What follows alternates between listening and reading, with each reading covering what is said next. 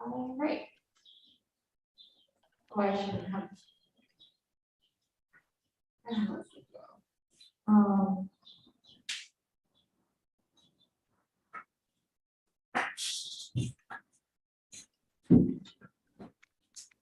Great.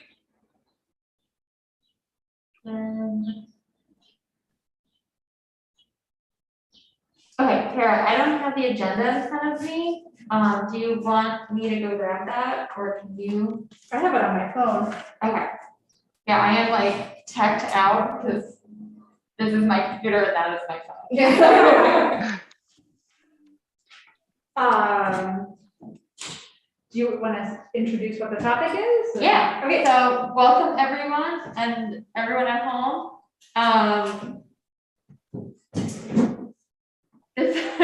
This month, for Creative Conversations, we're gonna be talking about art, or sustainability within our art practice.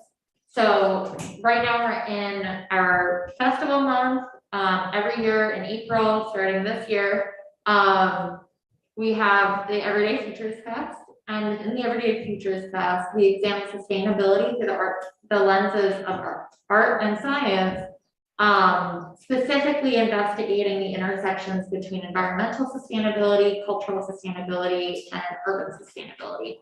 So one of the things that we were talking about within, I guess all of the directors, was within our art practice, how can we be more sustainable towards ourselves and the people around us? So we wanted to touch on some of those topics tonight. Sorry, I'm having a cat food emergency question. And we're figuring out, sorry for the camera issues, everyone at home. Our tech people are out sick, so. It's okay. Okay. Hopefully. Everything looks fine from my end. Oh, well, it's the orientation just keeps changing. That's all. Yeah. And honestly, I might just. What are we doing? I feel like you keep accidentally hitting the trigger. No, I haven't touched anything. Okay. When it does it, I can, maybe it'll be okay. I'll just try not to. Okay, okay. Yeah, I guess if it keeps flip, yep. I'll just carry it. I'll just hold it. Okay, Oh, no. I'm sorry. It's okay. It's not your fault. This thing is really annoying. You have, yeah, the button makes it go dead.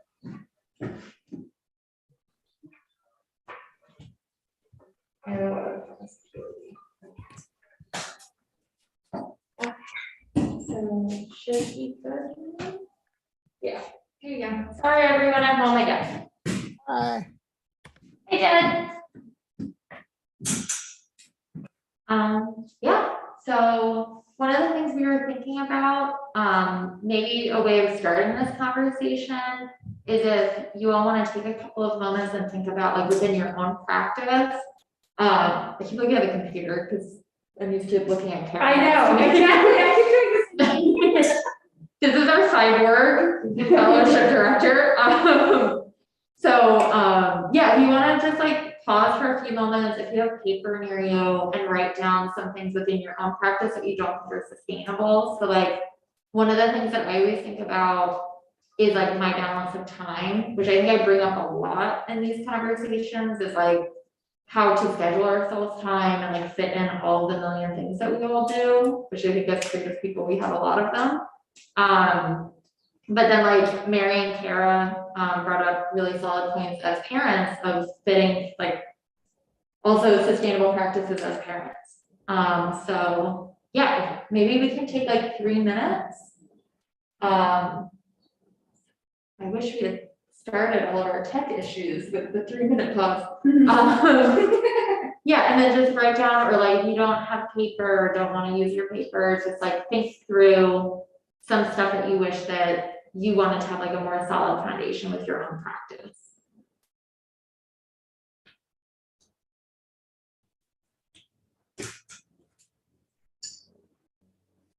Oh, also, for the people at home, if the sound is bad, let me know, because again, our tech guy's gone.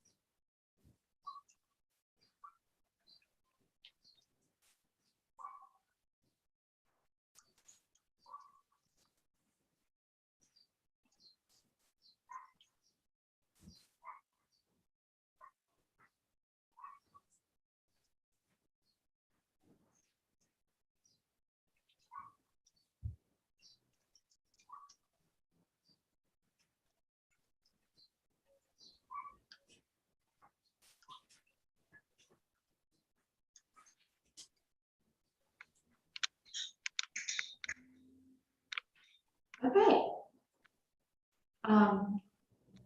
Does anyone want to talk about some of the things that came up for them? Either at home or in here. We can start. Yeah. Probably like, this is kind of a random one, but I've been starting to oil paint more and it's really expensive. And especially learning how to oil paint, like you kind of need to use it a lot. And I feel like to really get a feel for it, like I've wasted a lot of paint and bought the wrong stuff and kind of like there's a lot of trial and error and like sustaining it money wise has been kind of difficult because I have had to take breaks and like figuring out what to paint on. Like I've found that like wood is really good for me because it's my boyfriend that works with wood a lot. So I'll just like take all of his scrap pieces and like use that and like, I don't know, I think figuring out how to oil paint in a way that I won't be literally just burning money has been like one of the things that I've been thinking about a lot and how I can like make that more sustainable for how much money I make / like wanting to spend money on other things. That and I think this is probably most of us wrote this down, but just like finding consistency and not like really overdoing it at one point and like getting burnt out from painting and just being like wanting to never paint again and then like going like weeks without doing it at all. Kind of just finding like a consistent. Wait, am I saying that? I don't know why I felt like I was looking at the word brain. I was like I'm saying that wrong. Yeah, painting consistently and not burning out and not just like getting frustrated and not doing it at all. Those are like the two big ones for me. On the money front, I feel that way about framing. Oh, Yeah. God. That framing work to me is like this ridiculous expense, like, it's hard for me to even understand why it costs so much if you have someone professional do it. Yeah. But the amount of time it takes someone who doesn't do it regularly to then sit down and make myself a frame and, get all the pieces put together, you have to buy a big piece of poster board and Yeah. foam core or whatever. It's All kinda of that. sad too, Yeah, because it's like the last step where you're oh like, my gosh, yeah. and it really totally. does make something look complete. Yes, and oftentimes I'm doing it on a deadline because I won't frame it until I know it's gonna be in the show. Yeah. And then I'm like, oh God. So it's so much easier just to hand it to someone and be like, oh, this will be Right. done perfectly, but the cost is prohibitive, for sure, Totally. yeah. And I'm definitely feeling the burnout piece right now, not so much in like painting, but the big projects when you're working on them, when you finish, I think it's healthy to step away. But if you have a lot of other stuff to keep doing, like parenting or, caregiving of other sorts, for me, my mind starts going in like 10 different directions. Like this could be my next project, or this could be my next project, or this could be it, and they're all sort of relevant, but which one do I pick? But I don't have time to pick any of them. That could be, really hard. For me, it's dividing my practice or balancing my practice to have my own studio practice, and I'm also a community art facilitator in a sense, so community artist, working with the community here in South Philly, dividing my practice because my personal work is way different than I do with community, and that in itself brings burnout as well because you're focused on a big community group project, and then you want to do your own thing. It's like, I'm tired. So yeah, finding a balance in time to be able to practice both, and also taking that chance or deciding to let one go, at least for a while, or stepping back, but definitely that's a challenge that I'm facing now and trying to push myself in my own practice, because I've been doing community art for almost 2 years, and we're still working on the project that's gonna be finished 2 years from now. But yeah, so I think that's one of the biggest things that I'm trying to focus and balance those two practices. Michelle in the chat said art and self-care, like taking care of oneself, going to doctors and other health things, is expensive and time consuming. And then Kara, do you want to read yours or do you want me to read it? Sure, I can read it. I don't know if everyone can hear me. Yeah. Okay. First on my list, I put messy studio, exclamation point. I'm just not a tidy artist. And I guess some things that just immediately came to mind. What do I do with old artworks? I'm torn between wanting to like just cast them in the bin or just store them someplace where they'll just collect dust. Finding time to apply to programs, managing my business taxes and personal taxes.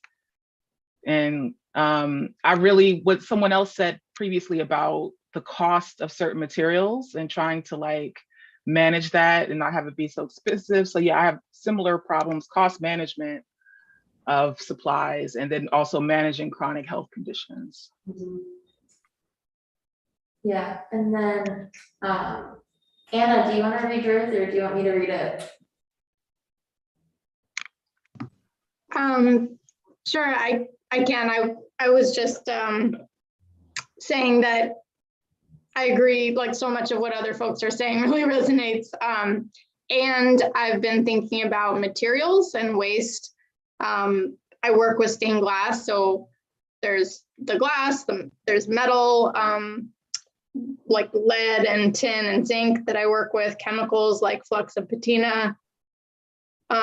these things are, you know, not sort of environmentally friendly on the production side or on the waste side. And I try to use scrap glass from other artists. I've got to do more to sort of build my network in Philly for that. But it feels like just such a small piece given the materials I'm working with. So it's thinking about sustainability, I guess, in a little different way.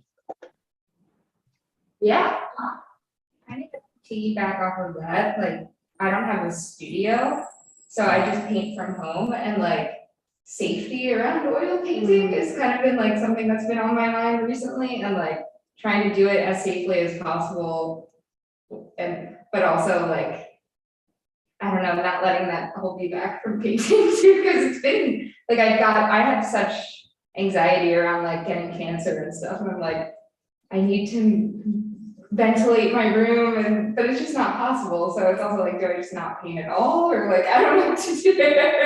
So that's kind of something that's been on my mind definitely too. Oh, we should talk. Okay, good. Hi. Welcome in person. She's in the room now. Cool. Sorry, that threw me off. Yeah. I was like, who is it? Yeah, I was on the bus and I was like, let me turn on the Zoom. Someone told me.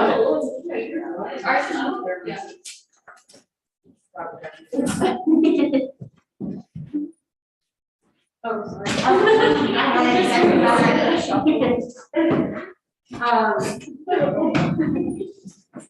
Yeah, well, I feel like a lot of the things that you all brought up are things that we have on our agenda tonight, which is super exciting. Oh, I want Lauren. to add just one more thing, which is that I feel, and I don't know that whether this is a factor of like my age and the way that I've grown up belatedly with social media and with the internet and with like what I perceived as this increase in speed at which we have to produce things, or not. So I don't know if like, I just don't know if other people have the same perspective, but I definitely feel like in the last 10 years or so, if not more, 15, there's this expectation in society or within ourselves of making content or having an output that matches a certain kind of speed in order to stay relevant.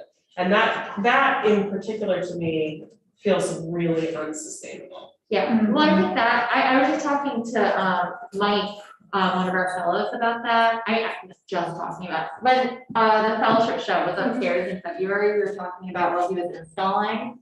Because I think it's something like all of us feel unless we have like over 10,000 followers. Yeah. And even they probably were like, well, I want 100,000 followers. Right, oh, totally. I don't think you ever have enough. Yeah, but like, I don't know, I, like what I said to him, because I think it's imposter syndrome, right? Like at the end of the day, like it's kind of just imposter syndrome and like comparing ourselves to others, and social media just made it easier instead of like walking into the gallery to be like, oh, that person is better than me at doing this thing that I like to do. Now we're just like inundated with it in our feed and like 18 different feeds every day. And that kind of made me feel better. And like the advice I told Mike was like, if it's really bothering you, just post other stuff. You know, like I feel like that's what I started doing, was like not just posting my artwork, but posting the other things I'm doing that have influence on my artwork. So it like still is my practice, but like not necessarily like a finished piece, because it takes me 6 months to finish a piece. So it's like by the time it's done, it just feels like kind of stupid to post the finished piece, because I'm like, well, I already posted like details from every single part of the piece, that you can just like piece it together if you really wanted to, you know? Yeah, although the other thing that I felt a lot about too is like, there's plenty of people that just post the same thing over and over and over and over, because it's different eyes. Yeah. Like, sure, you're gonna get some repeats, but no one remembers. I don't remember what other people have posted at any given moment, or, you know, just treating it like this constant, like. Yeah, I mean, I think the main thing is like, you just have to pay, if you care about it, just pay attention to what the algorithm is currently like pushing out. Because Cause like sometimes like they'll push up, like my old boss would only post once every like 4 months. And he would get like 500 likes on a photo, and he had the same amount of followers as me, but it's because he only posted once every 4 months, so it would like push him up for everyone to the top of I their don't know feed. those rules. Yeah, They're constantly changing. Yeah, don't they Yeah. change all the time? What, They change all the reels time. or something now? But the, you know, I think it's worth asking the question, like, what is this for?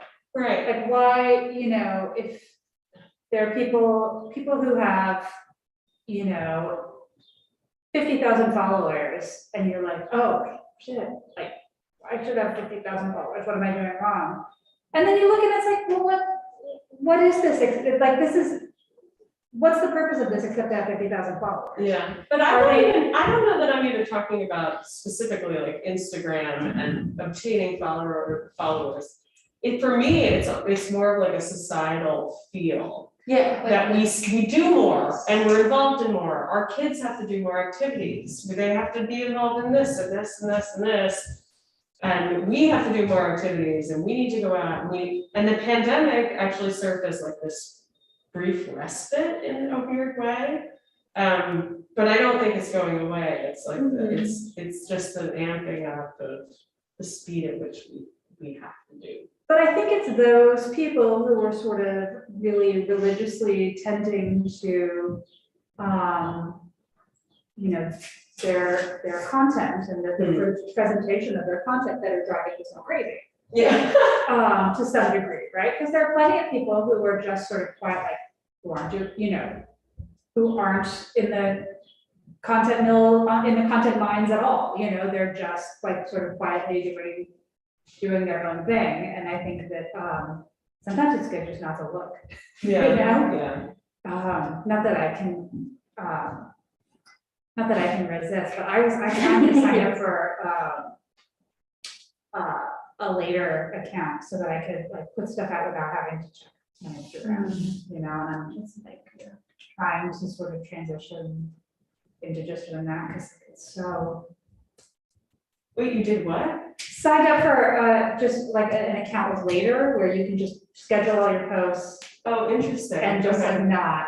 Yeah, it's usually used for like marketing people, Got it. so that they don't actually have to like go into the app, they can just go, here's the whole month of everything that's getting posted. Crazy. But it's good it's a good sanity Yeah, Yeah, interesting. preserver. It also, oh my, it depends on you how you feel about it. I mean, for example, I do it as an archival thing. Yeah. I would post work, that's it.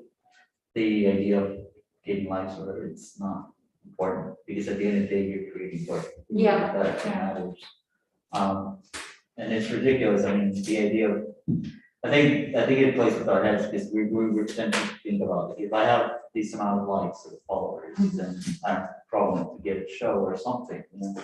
And it sucks, because maybe that's how some galleries play, where if you have this amount of people, you're bringing that to the table, so we want you, you know, that's the only form of, I think that pressure on us that we're supposed to have is not likes or followers just so we get to be shown our work, but I mean, it depends on how you feel, what person it is. Like, I just want to post my work. Yeah. Post my work, have it archived, and that's it. Yeah. At the end of the day, if it gets likes or not, I mean, at least it's in the internet, it's gonna last forever, so people will see. Yeah. well, that's a good point too, because like, if I see an artist in a show that I like, I'm going to look up their Instagram before I look up their website, because it's just easier. And it's sometimes like you find their Instagram and it's like a photo of their cat or like their kid or something, but like no photos of their artwork. And like, then I'm just kind of like, okay, like I want to see what else you make. And then you kind of have to go on like a scavenger hunt to like find any of their content. And I think Noelle is kind of the opposite of that. Like, so Noelle, who curated the show we're in right now, has not that many followers on Instagram, does not post any of her artwork really, is like the opposite of what I would look for when I'm like trying to find someone's art on Instagram, right? But Noelle has a personal relationship with every single one of these artists from all over the world. Because of residency she's done, or like some of the people in the show have went to school with her son, who's also an artist and in the show, and then she became friends with them through her son. So it's like, and again, like Noelle is older, so like I think she probably was just like, no, what's your phone number? Let's connect instead of like Instagram handle. But yeah, I don't know, like I like the idea of it being an archive. I think that's where I'm getting to. I think that's a really good point. I don't know if anyone else feels this way, but like, I always want to really delete my Instagram and be like, I don't want an Instagram anymore, like, I just don't wanna do it. Yeah. And like, before I really started like posting my art on Instagram, I did it all the time, like I would take like 3 months off from being on Instagram. And now I feel like I can't do that as much, like, which is silly, like, I still can, it's not like I'm doing anything important, it's just like, it feels important to be consistent, like you said, about like, everyone else is so consistent about posting work, and like, you see some people, it's like every week they have a new piece that they're posting, and you're just like, oh god, like I gotta go do something, like you feel like restless after seeing it, and like, I don't know if anyone else feels that way, because I always. Take it off your phone. Yeah, that's a good idea. But then I'm like, somebody may be trying to reach me. Yeah. I'm talking to people. Yeah. A lot of ways I get, because I tend to be anxious and I tend to like stay in my own space. It's through Instagram. Yeah. And it's like, it's this push and pull. Like I really want to be there, but at the same time, I'm like, I don't want to feel like I'm an imposter when I'm there, but I am tempted to post another photo of my cat. I mean, listen to all of us, it's like, it's driving us all crazy. Yeah. Nobody here is like, I have a great relationship with social media. It's really like, it feeds my practice, it's inspiring.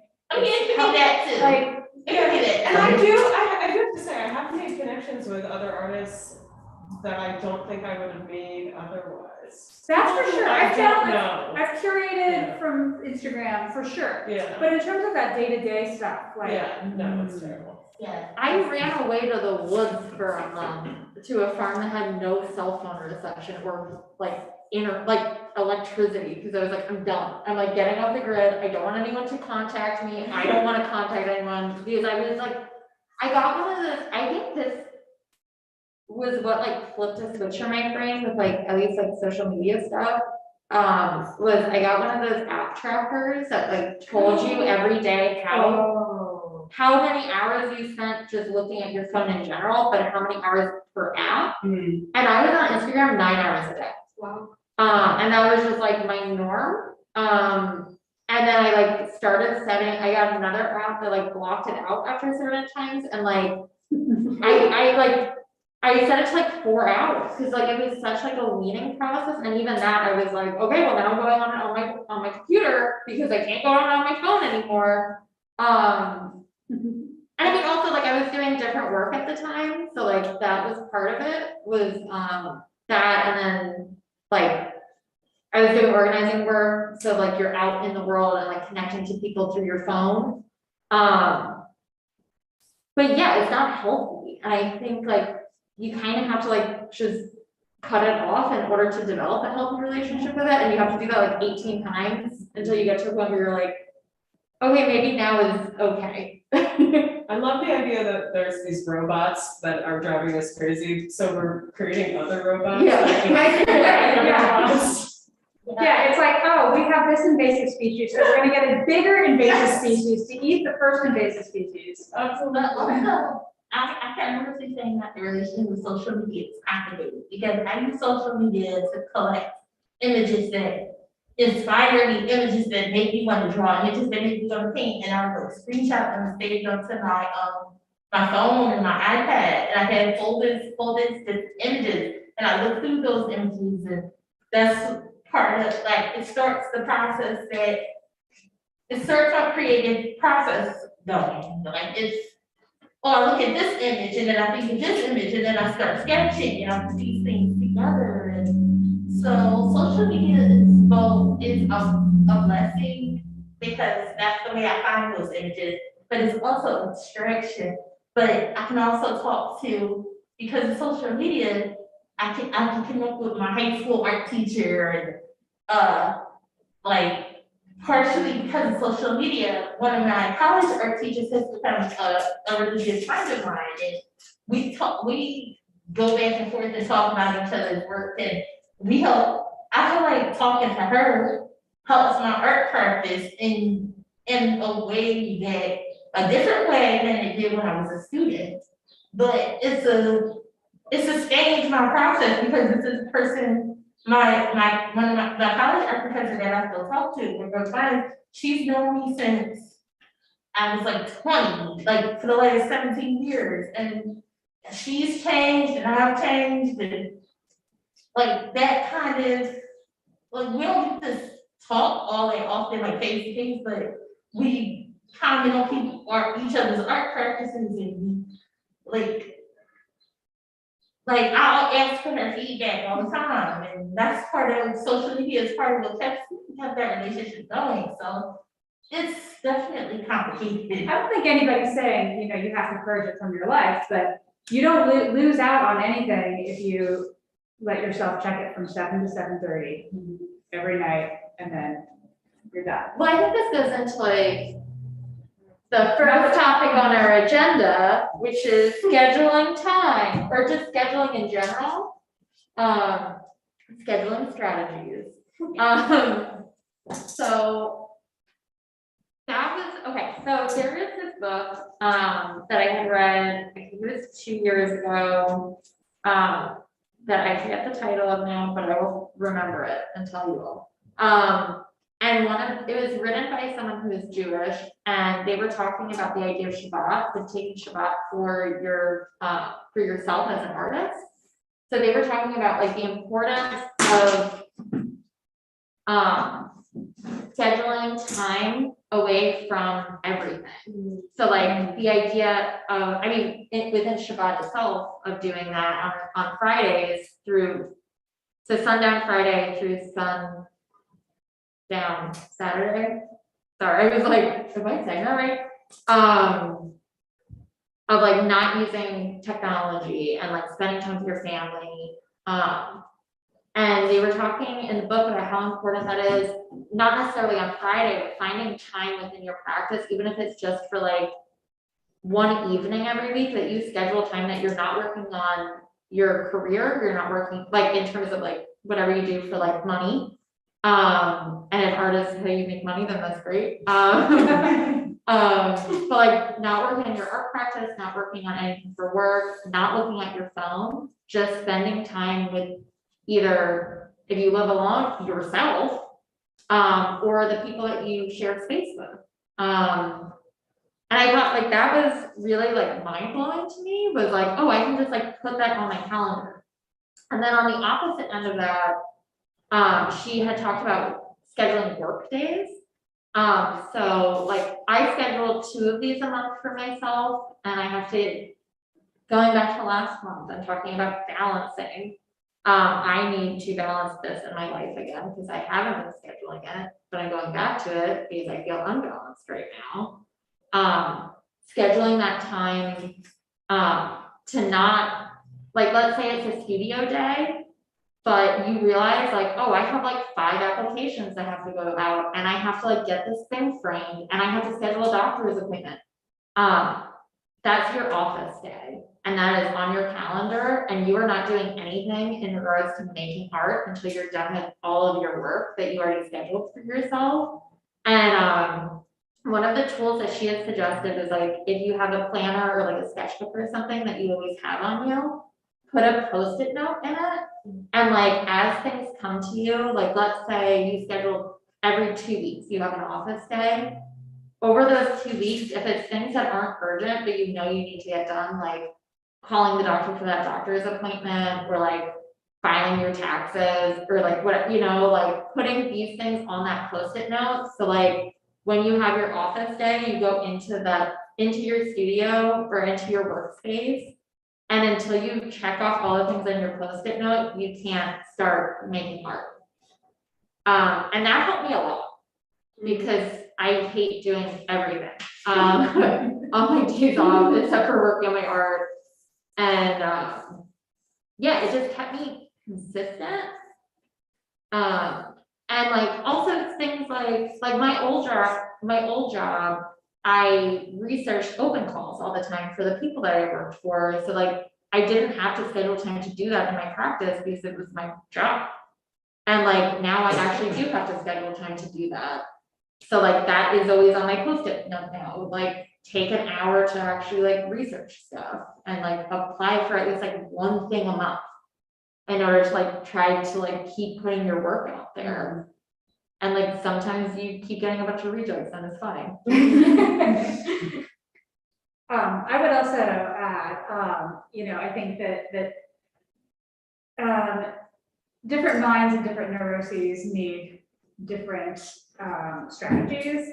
So Sam was talking about, I can't do, you know, I'm not gonna be able to do any art until I knock off all of these things on my list. For me, I sometimes have to say, I'm allowed to do art if I knock 3 things off. Yes. Because otherwise, the list just keeps growing. And so I'm like, I can't get it all done today, I'm doing this much. Yeah. And it just depends on what your particular sort of mental vice is. I think whether, you know, you are prone to doing too much or not doing enough. So I just wanted to add that. Kara, did you have anything to add?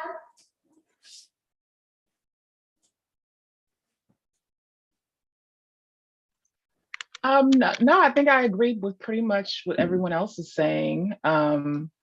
We have some suggestions here from the chat about books that can help. I don't know, Kathleen had posted something. Kathleen, you can also speak up. And yeah, you can both be a part of the conversation. You don't have to be beholden to the chat today. There are 2 books that I listen to every January, and one is Deep Work by Cal Newport, and that's just about what you were saying, which is the time blocking and how to focus. And the other one is The One Thing, and that's about really how to carve out the hours. So how to, I don't know, my dorky things that help me. I wonder if anyone had advice for like, because I've been struggling with this like after work painting or after work working on stuff. Because I'm just like, I'm not even tired necessarily. It's just like, okay, I don't really feel like doing that right now anymore. Like, you know what I mean? I don't know if other people felt that way too. Yes. Okay, Yeah, yeah. like mentally, you just need to zone out for Yeah. a bit before you think about doing next whatever next of your agenda. I Yeah. get it. Sometimes, this is a weird one because you think that it wouldn't go with it, but sometimes if I find the right kind of Netflix show or show, I can make that be the reason that I go down to the studio. Oh, okay. And especially at night, like during the day, if I'm working, then I won't do that. Right. I'll just be in the zone and I'll be painting, but at night when I'm getting tired, I put the kids to bed, it's like 8:30. And it's like, how do I push through to 11? Right. Sometimes it'll be like a stupid Netflix show. And I'll just put it on and paint. So you're kind of almost relaxing and working at the same time. Yeah, or a podcast or something. I also have a suggestion. Yeah. So I don't know if any of you have tried like the pomodoro technique. No, Yeah, yes. Okay. That's what I'm saying. Mary's so excited to tell you all about that. It's been really helpful for me with that particular thing. And just in general, the idea, I think that a lot of us struggle with sort of letting the perfect be the enemy of the good, right? And so you're like, okay, I have 3 hours and I have to maximize these 3 hours, and you know, because I know I don't get enough time in the studio. And the Pomodoro technique, you can do just a quick Google. It's everywhere. But it's the idea of like small time blocks and building in breaks. And I think some of the idea behind it is that, like, you know, different kinds of tasks require different kinds of time chunks. And so you kind of have to do a little bit of trial and error to feel out what your time chunk should be.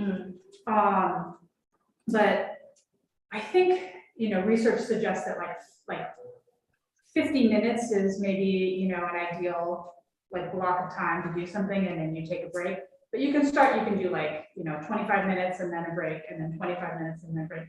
And the Pomodoro thing is the idea that instead of, you just give these units of time an arbitrary measurement, an arbitrary name, so that you're not thinking, okay, I've got to work for 90 minutes. You're like, okay, I'm going to see if I can get 3 Pomodoros in.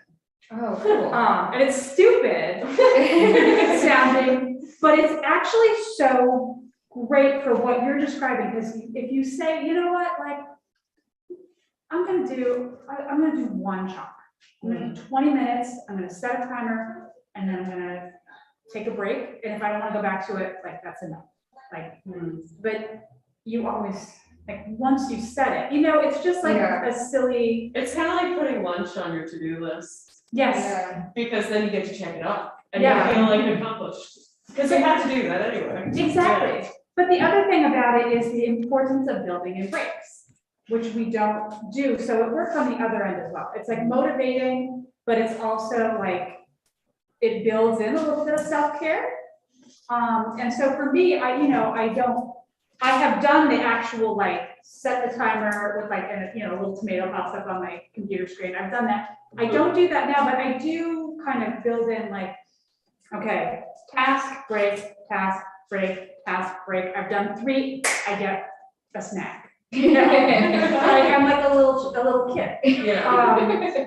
But I think that those little chunks and not feeling it's been, if you have kids, you have to figure out how to be able to work in smaller increments of time, because you don't get 5 hours at a stretch, and it's so hard for me. And it's still hard for me. My studio mate will tell you, the studio on my side is a disaster, because I'm always running out the door with, oh my God, I forgot you, so it's not a genius at it or anything. But it's silly, but I found it really effective, and I encourage you to look it up if this sounds even remotely. Yeah, I think even just deciding in your brain, I'm gonna do this for 20 minutes, because I'll just sit on the couch for an hour being am I gonna do it? I don't know. I don't know yet. I don't know. Do I feel like it? I don't know. And you just end up sitting there and you're okay, I just wasted a full hour. I guess when you're thinking, in the same way that just if I put my workout clothes on, Yeah. Oh, yeah. it'll get me to do You're halfway something. there. I'm halfway there. That's the hardest part, Yeah. So figuring out what the sticking points are, I think is really helpful. If you prep your studio to be ready to work before you leave, and you come home and everything's out and ready, That's a good idea. so think about where those points of resistance are. For me, with work, with getting the workout clothes on, it's for some reason, the hardest part of building that into my life. I saw a tweet yesterday, maybe this morning, I don't remember, time is unreal.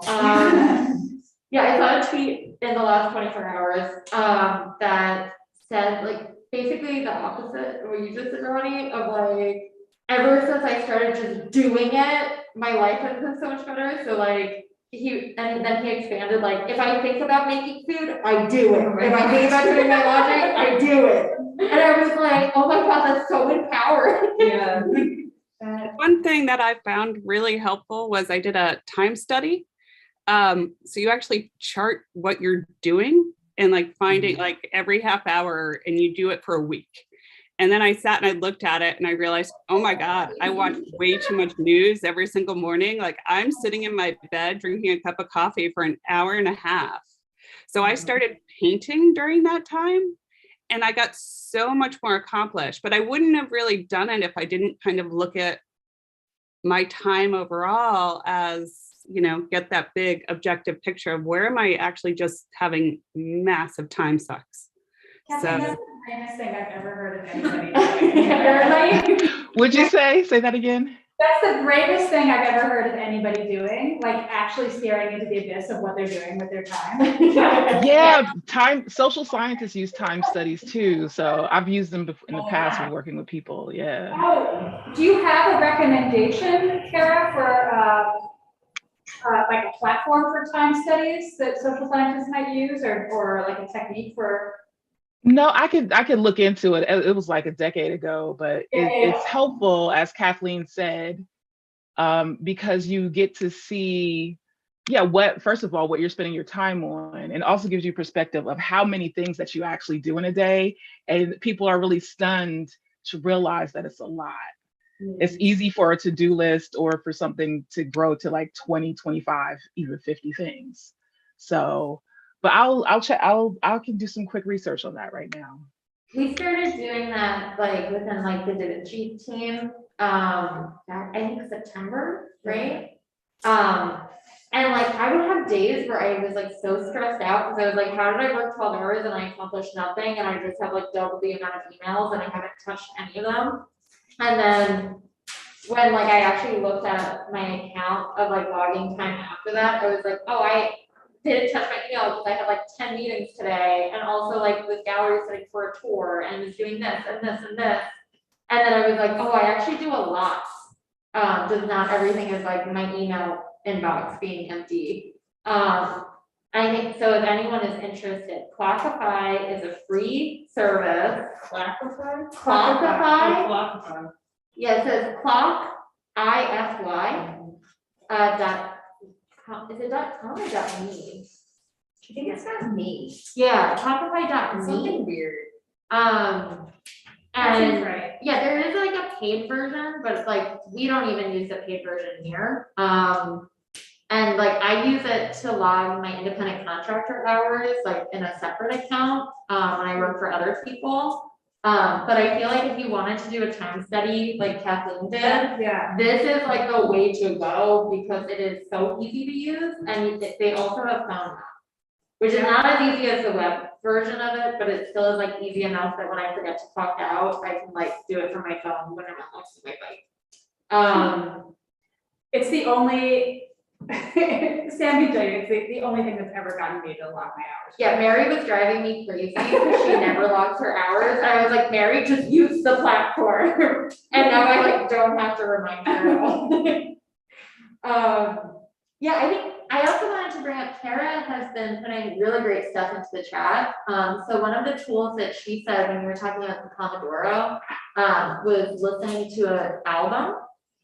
Oh. So like if you need just like because I also like when we were talking about it the other week, when Mary wanted to talk about this, I love the Pomodoro method and I don't use it because I forget to ever set the timer, but I feel like that I would be like, oh, this album is over, I'm gonna go to the bathroom finally, you know.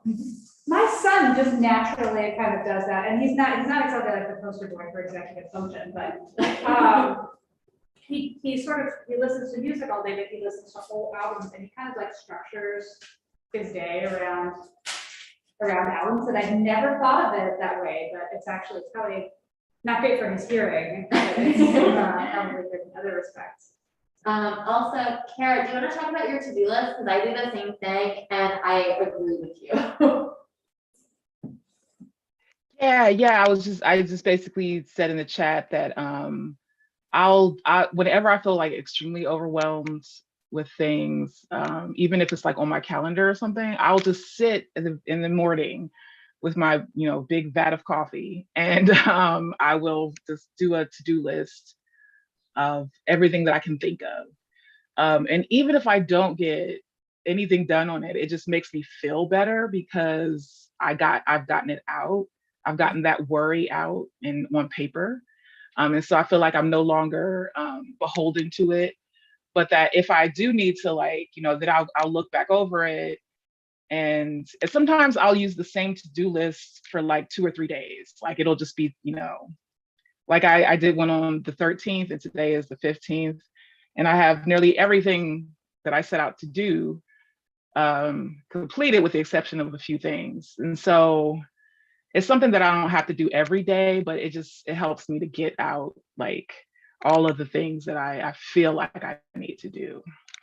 I love the idea too of incorporating it into a pleasurable ritual, like it's time in the morning and you're drinking coffee and sort of creating a pathway of, you know, not resisting doing it because there's some other pleasure that's associated with it. It seems really smart. Yeah. When I'm not crazy and I am balanced, I have a morning routine, and that's like similar to what Kara just said, where I'm like, when I am able to do like journaling and meditation and yoga and like looking over my to-do list before I go into the office, it's like, then I'm like, I feel like a lot more collective. And it like helps me with my art practice too, because I'm like getting motivated to go to the studio. And on days where I'm like not functioning and not doing my morning practice, it's like I don't go, or I like will go at like 1 p.m. when I like started getting ready to go at like 8 a.m. Because I just started getting like executive dysfunction, like walking in a circle basically. Yeah. Yeah, I think that, again, like writing that stuff down, like what were you doing instead of, you know, it's really helpful to sort of analyze where those hitches. Well, there's a study, I don't know, one of the authors that Kathleen brought up, I had read another book by him called Digital Minimalism, and I think that he is the one that talks about this, but it could be another book that's called How to Break Up Your Phone. It's one of the two. And there was a study done that talks about how much space you have in your brain for like decision making. So let's say like at the beginning of the day, you have 30 decisions that you're able to do, and you never recoup them until you go to sleep again. So every single decision you make, whether it's like what you want to eat for breakfast, or like, are you gonna go scroll through your phone or go like walk your dog or whatever, like it takes out of the decision pot. But if you have a routine of things that you do every morning, it doesn't take out of that pot. So like the more often you establish routines, the more your brain has space for higher cognitive functioning, for like you to still be able to be working on your art practice after work, or like doing things that are a little more technical late at night, because there's still stuff going on in there. That if like every single moment of your day is just like chaos, and like you don't have like a plan of how it's gonna go, and you're like, I'm free, it's fine. Then by the end of the day, you're like wiped out, most likely. I think that also like just like reading that helped me be like, oh shoot, I have to like actually just like establish a routine, because I have too much other stuff going on. Yeah, the one thing I'll piggyback on that you have to plan the time to plan your time. And Yes. that's where it's like, okay, you really, because that's the challenge, is planning the time to plan the time. Well, and going off of that, so we've been talking a lot about like planning our time, but getting a little more like specific in that, I wanted to talk about the boring stuff of planning our time. So like applying to things. And that is very close to my heart. So what I do, and again, like we've been talking about, I think everyone has like their own style of what works for them. So what works for me is I have a separate calendar for deadlines that I keep on my desk at my house, which is where I like journal in the morning, so I can see them going into my day and be like, oh, I like can visually see like this deadline is coming up in a week and a half. I need to prep time in this week to get like all my photos edited or something. And I can like know going into my week, okay, Monday I'm doing this from like this time to this time. And then I also, in order to get the information, to track that information on the calendar, I have a Google Docs, just like running document, where I have like the name, the dates, like what type of opportunity is that I'm applying for, like a link to the application page, any other relevant information, like application fee, You don't just have tabs open on your. No, I mean, I do, it's like organize it into the document. That's actually not It's not the worst. terrible though, because you can name, like you can I just go by the where you name icons. it and you just keep Yeah, it. you can definitely name your 10 groups and be able to organize it a little bit and. Yeah, but yeah, and then like structuring that, so it's like 5 deadlines, so when you're scrolling through, you can be like, oh, this is due in 2 days, I can't believe I forgot that, or I like forgot to put it on my calendar, and now I'm seeing this in 2 days. And then because also like, I mean, everyone has a different art practice, and like, you know, so like printmakers usually have multiples of their work, so it's not that big of a deal if they apply with the same work in multiple places. I don't, so below all the things that I want to apply to, have all the things I did apply to with the name of the piece that I applied with, so that I'm not double dipping by accident. Yeah, and then it's like, you can keep this like history. So like, I also save all my rejected shows because I like to know who has rejected me. But it's also like, so you can apply again in the future and you already have the information on hand instead of trying to remember things you've applied to before. But yeah, I think it's like keeping our own resource library of like things we've been interested in over our career.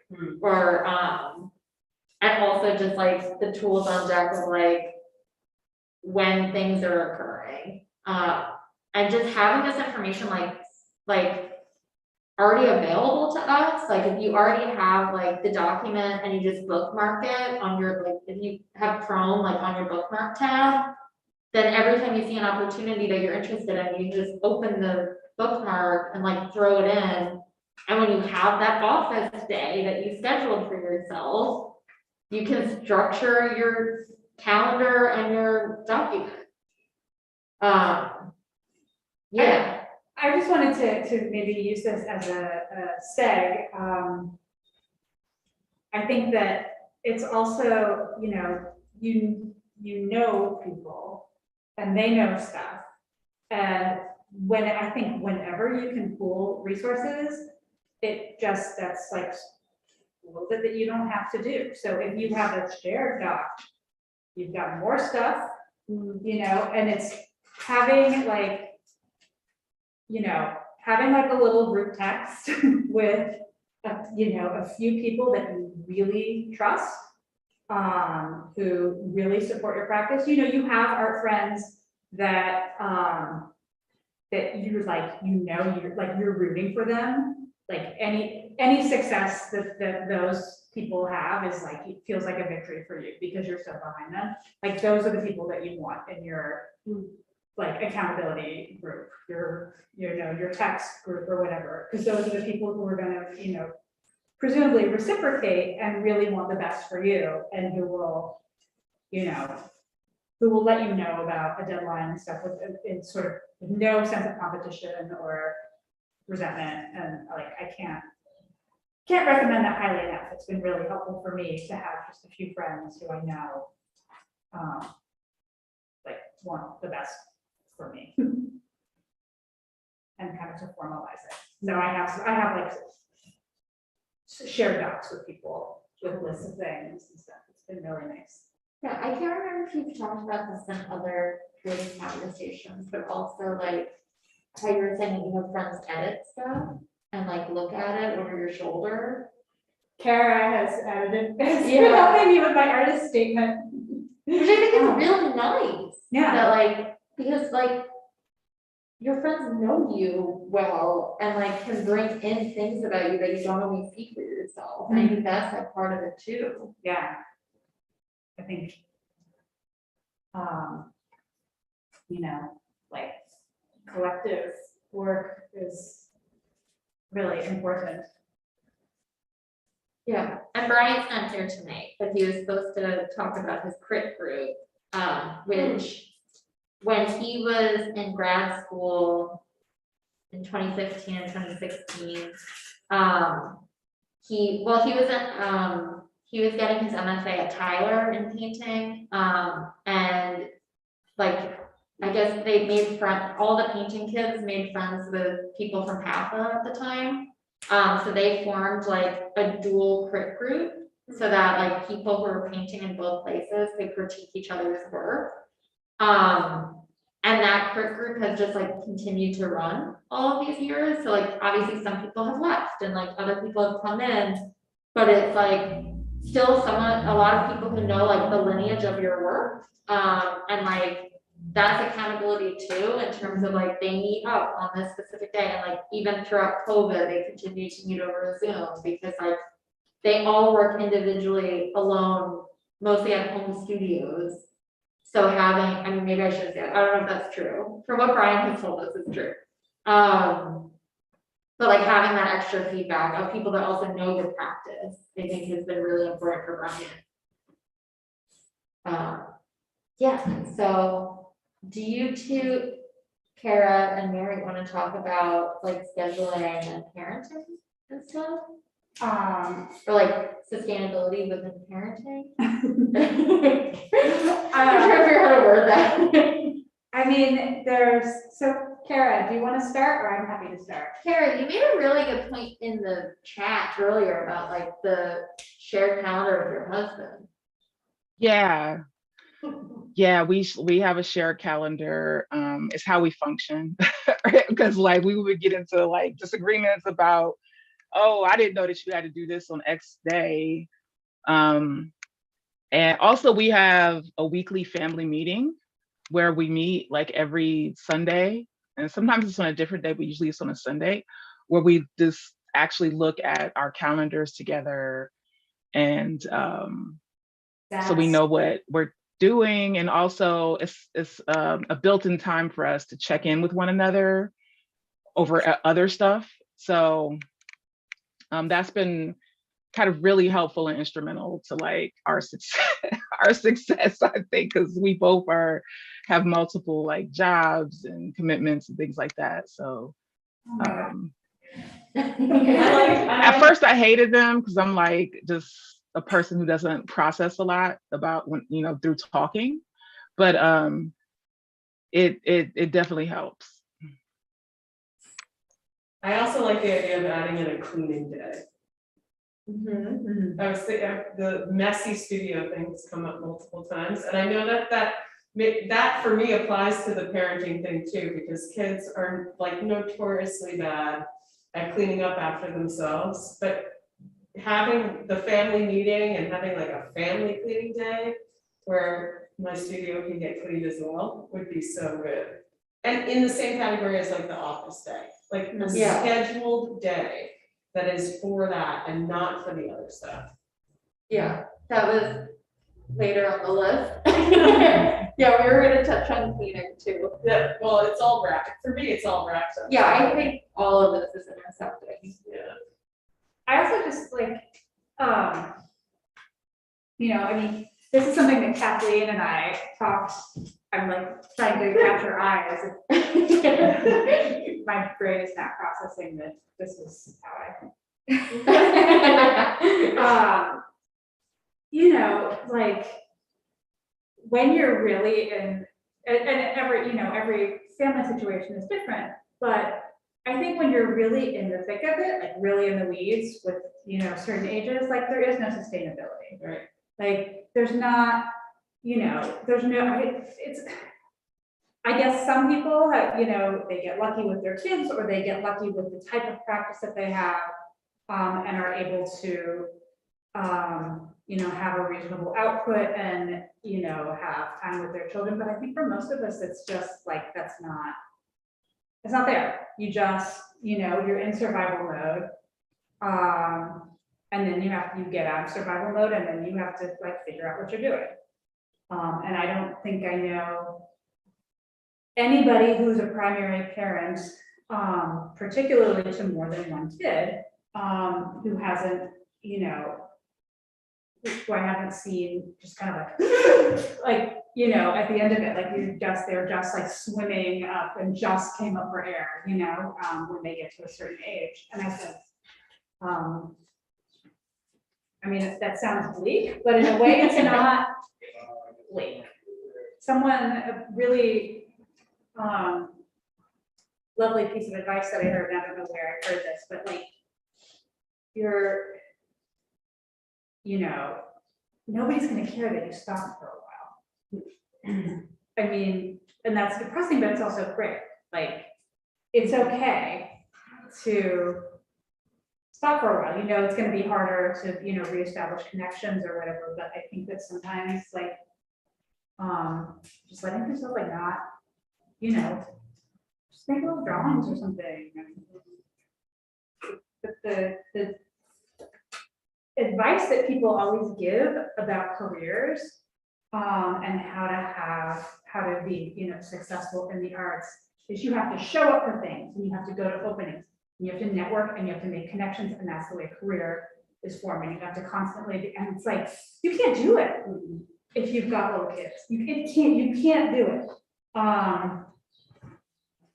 When they're really small, if you're like the primary caregiver, and for most artists they are, because, you know, there's gotta be someone who has a slightly more stable job, keeping the, you know, the cart in the road.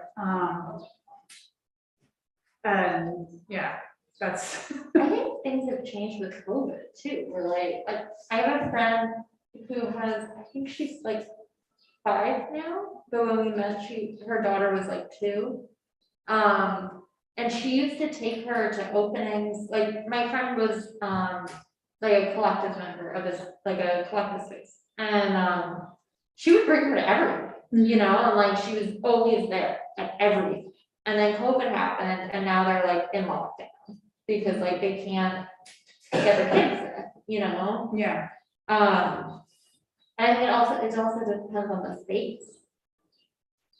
Cause like I would personally feel weird, as someone with no kids, I would personally feel weird taking my kids to like a really crowded place like Fox or something, where like people are like already pushing through each other to get through the hallway. It's also though, there's a window when your kids are first born, which I didn't have because I have twins, but some parents have, where that you can like tote your kid around and they fall asleep on you, or they fall asleep in the thing, or they're a little more malleable time-wise. When you get to a certain age, and I'm not super strict on bedtimes, but my kids turn into monsters at a certain point. Like, I would love to take them to concerts, and I would love to take them to late dinners, and I would love to take, but it just doesn't work. Yeah. On the flip side, for me, the pandemic, my kids were the perfect age for the pandemic in the sense that they were under school age. They had each other as playmates, but they weren't so needy that I couldn't ignore them for hours. So my kids spent a lot of the pandemic just dicking around in the backyard, like by themselves. I had people come to me and be like, you know, your kids are outside wandering, and I'd be like, yeah. And in that sense, that wasn't feasible. I also tried to, when possible, bring them into what I was doing in whatever ways I could without it becoming like a chore of a craft. Yeah. Right. Because there's a fine line between the two, for sure. But there were times when that felt doable. But I can't imagine, also, I have stepsons who are older, who I watched grow from elementary through middle school and high school, and I will not try to do that with my kids at some point. Like once middle school hits, I don't think that's gonna be feasible. Maybe I'll be wrong, maybe they'll prove me wrong, but I'm assuming want their own things. One thing I would, you know, having gone through it, and I wish if I had to do it over again, I would be nicer to myself. I kind of had this negative self-talk that I'm taking time off my practice, but I never did. And if, you know, somebody else can learn from my stupidity, then it's a good thing. That they should be, everything has value. So even the time when I wasn't painting full time, I learned so much, and I was plein air painting and doing all of this, and I kept giving myself negative self-talk, like, oh, you're taking time off, you gave up a solo show, you did all this stuff. But I ended up building this whole other different practice. And I didn't give myself enough credit for all the good stuff that I was learning when my children were a priority. And all that wonderful stuff that kind of happened that I wasn't planning on. And so that's my only thing, that life is, I'm still learning, but it's just, there's never going to be an equilibrium. And all of that stuff that you do, even if at the time you don't know what the value is, there's a value in it. And we all need to just be nicer to ourselves, or at least I know I have to be nicer to myself. That puts it really well, yeah. It's, okay.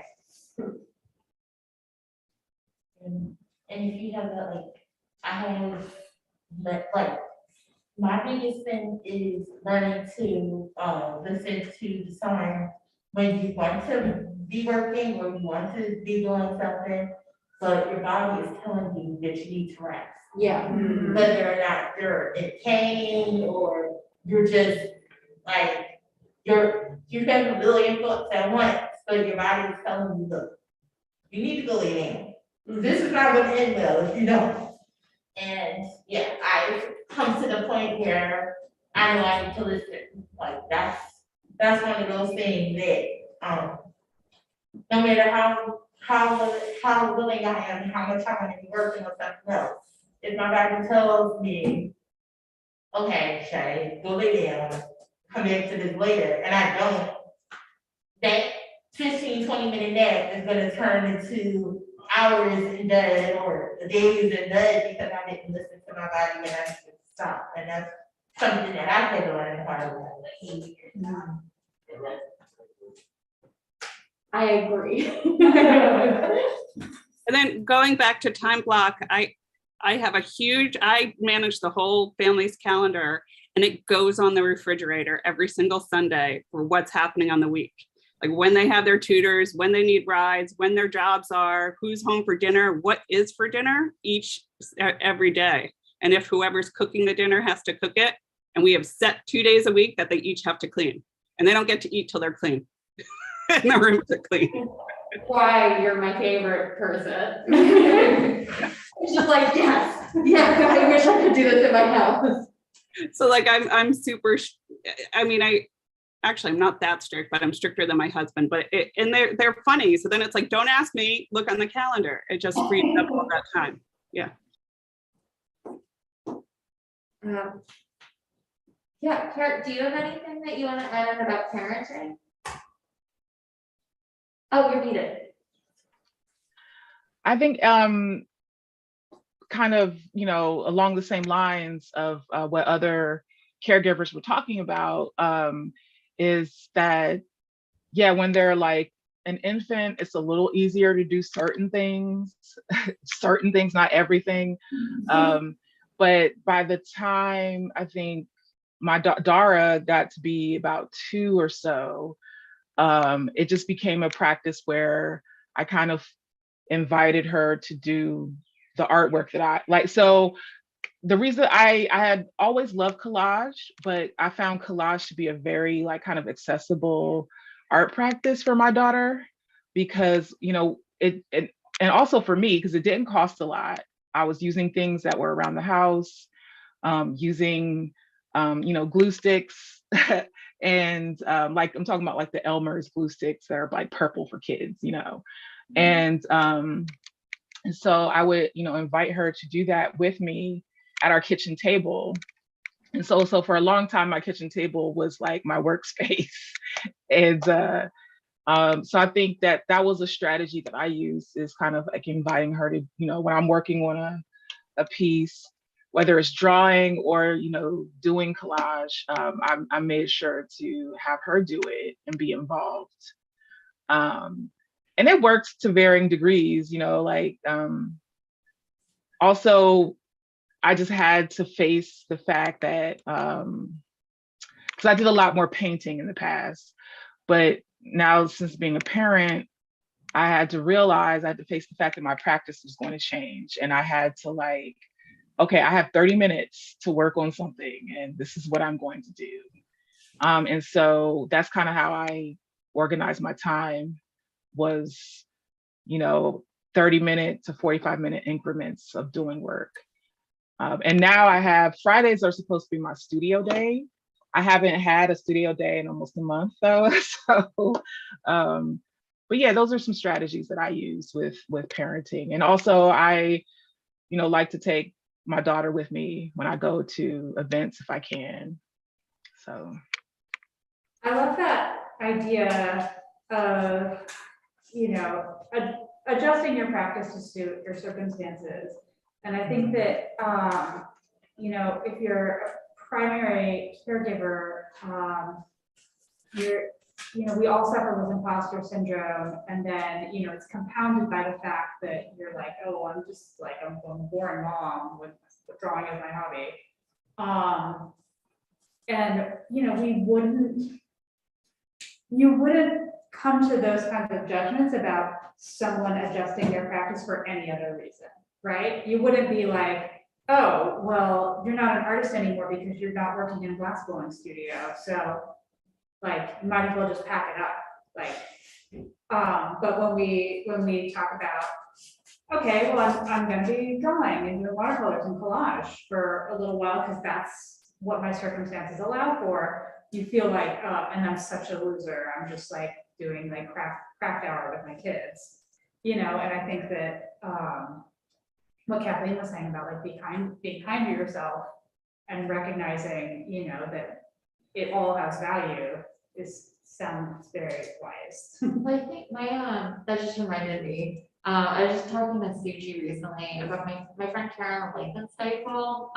She's like semi-local, she's in the burbs. She's so cool. She's awesome. She is one of my favorite people. I love her. And so Caroline is a mom, and she's also an art teacher. And she mostly teaches like K through 6, I think. So she used to, when she was younger, like out of her master's, she was, I think, mostly painting, and then having kids and like being a full-time teacher, she like couldn't really find time for her practice. And instead of just being like, well, I guess I'm not an artist anymore, she started using the tools in her environment. So a lot of her work now is very fiber-based. And she uses like things like pipe cleaners and like fabric scraps and like wraps them and paints over them and like sews them together and does a lot of like tactile things. And creates these like giant sculptures in space out of them now, that are essentially her drawings in a 3D form that takes over an entire giant like gallery space. And she wouldn't have found that if she wasn't a mom and an art teacher, What's her name again? Caroline Lathan. I'll spell it for you. LATHAN dash Stifel STIEFEL. I'm like 98% sure that's correct. If you go Google it, She's wonderful. She's an incredible artist and an incredible person.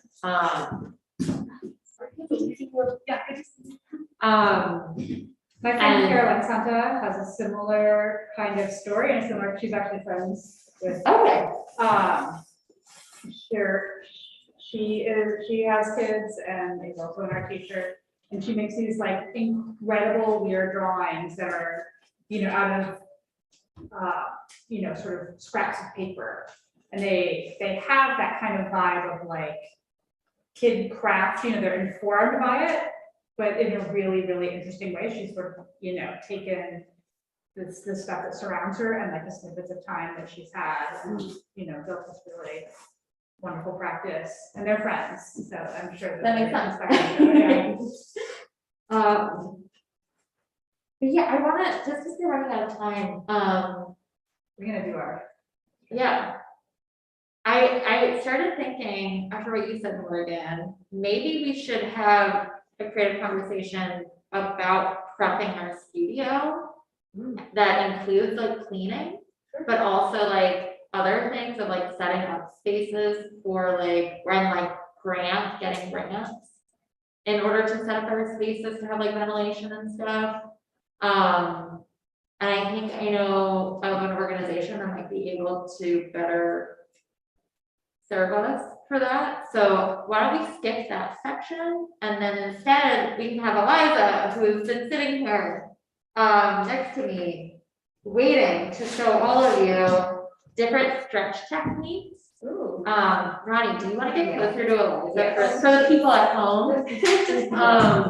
So Eliza is going to show us different stretch techniques to help us, like not get carpal tunnel and like help with like our posture and stuff. So you can tell us I about think we're all it. doomed, Sure. are we? I just assumed that I'm gonna be like this. Yeah, like I think that's how we all feel. Yeah, so it's good that we've been talking about finding balance because that's really what yoga is all about. A lot of people think that yoga is about doing certain poses that look a certain way, but poses are really only one small aspect of yoga. And another aspect of it is breath work. So I want to start with just thinking about our breath and observing what it feels like. For me, I feel like when I get stressed out, my breath gets kind of shallow, but when you start judging yourself about stuff like that, it actually makes it worse. So it can be really nice to just like take a moment and like think about just how your breath feels and don't judge yourself.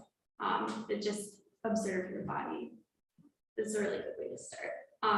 And if you want a particular breathwork practice to follow, something that's really easy to remember is box breathing.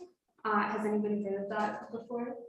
No, okay, there's a mixed, okay. So if you can imagine like a square, you would be breathing, you would be inhaling 4 seconds of the square, holding your breath for 4 seconds, exhaling for 4 seconds, and then holding your breath again for 4 seconds. And I really like that one because when I'm like sitting at work in front of the computer, I will literally see like my square monitor and be like, oh yeah, I have to breathe. So it's a good one to remember. But there's so many different breathwork practices in yoga. So let's take a second to breathe. Another thing that's really cool about yoga, in my opinion, is that once you start like paying attention to your body and how it feels, you can kind of start moving intuitively. And I find a lot of times when I just move how my body wants to move, I can kind of enter like this flow state type of feeling that helps me tap into the same creativity that I want to use when I'm like drawing or painting or making some sort of artwork. But I'll show you a couple specific stretches that you can do. These are all stretches that you can do when you're sitting at a desk. So I think anyone can do them, hopefully. It doesn't matter what it looks like, it's just about how it feels for you. So let's say you're making art all day, sitting at your desk. The first thing you might want to do is start wiggling your fingers. Yes, do it with me. And then your wrists. Your wrists can end up taking a lot of tension when you're using your hands a lot. So you want to start sitting your wrists around and then make sure you go both directions. I can hear my. I hear so Yeah. many cracking sounds. It's really bad. The cracking is good. That's a good sign, as long as it doesn't hurt. Yes. And one of my favorite things to do is this pose now for your like neck and shoulders. I would put one hand below my chair and take the other hand and stretch it out, and then move your ear towards the shoulder that's under the chair, like this, and you'll feel this really good stretch right here. Yeah, and you can feel free to like move your head or your arm depending on like what feels good for you. And yeah, switch to the other side with everybody. And something else you can do is twist your whole entire body. You can do that without getting up from the chair. So you can just twist as far as you can go and twist the other way.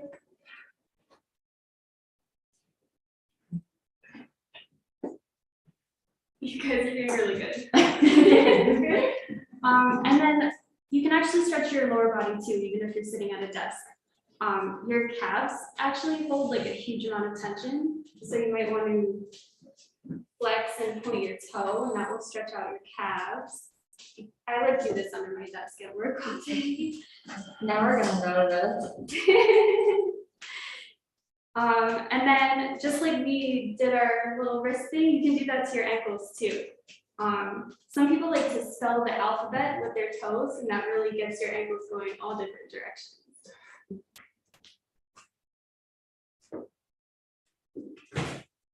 So, yeah. Yeah, and the purpose of this is that we find balance and take breaks in our practice. I have a little notification pop up on my phone that tells me to breathe and stretch like multiple times a day. And yeah, I'll admit that I have a notification that just pops up and it's like, remember, you have to breathe, because it helps. So, yeah. Thank you. You're welcome. All right, I think we touched on everything. It's exactly 6:30. Amazing. How did we do that? I'm so proud of it. Thank you, Anna and Kathleen, for joining us from home, and Kara, as always, for everything you do. Yeah, thank you, everyone who came in person, also digitally and in person. So That's because I'm really.